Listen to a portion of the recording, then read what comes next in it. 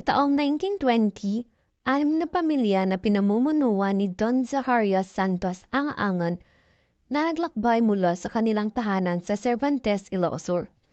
Naghahanap sila ng mas magandang lugar para mamuhay para sa masaganang kinabukasan.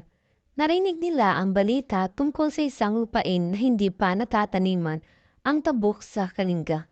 Ang daan patungong Tabuk na tinawag na Mountain Province at Cagayan National Road ay bagong bukas lamang. Ang mga unang tao na naglakbay patungo roon ay sakay ng mga kariton na hila ng kalabaw. Maraming araw ang nilakbay ng mga pamilya ni Don Zacarias hanggang sa nakarating sila sa isang lugar na kanilang pinaniniwala ang perpekto para sa kanila. Hindi nang tagal, 10 pang pamilya mula sa Pugo, La Union ang sumali sa kanilang grupo.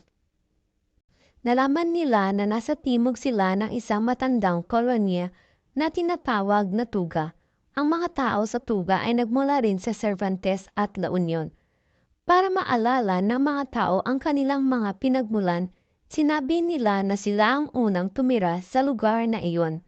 Sa kagubatan, mayroong maraming baging na tinatawag nilang barit sa wikang Ilocano. Dahil sa sobrang dami ng barit, nagpasya ang mga bagong settler na tawagin ang lugar na Kabaritan, na nangangahulugang maraming barit sa Ilocano. Mula noon, kilala na ang lugar bilang Barangay Kabaritan. Noong Disyembre 19, 1968, inaprubahan ng Provincial Board ang resolusyon ng BLG 840 na nagtatag ng Barangay Kabaritan bilang isa sa mga barangay ng munisipyo ng Tabo. Pinanganak ang Barangay Kabaritan mula sa Barangay Tuga.